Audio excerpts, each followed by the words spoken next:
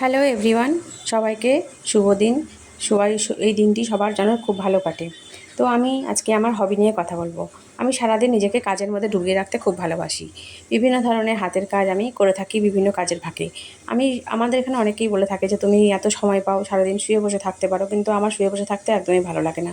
যখন আমার শরীর খুবই অসুস্থ হয়ে যায় তখনই আমি একমাত্র বিছানায় শুয়ে থাকি। তাছাড়া আমি সহজে কিন্তু বিছানায় যাই না। তো আমি সারাদিনই যেটা করে থাকি, বিভিন্ন আমার কাজ তো অবশ্যই আছে।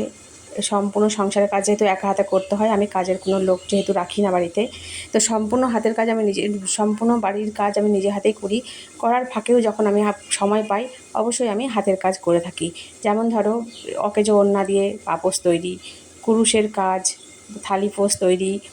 তাছাড়াও আছে বিভিন্ন ধরনের আরও, যেমন আসন তৈরি, চিকচিকির বস্তাকে কেটে সেলাই করে আমি যখন দোকানে বসে থাকি তখন আমি এই আসনটা দোকানে বসে বসেই সেলাই করি।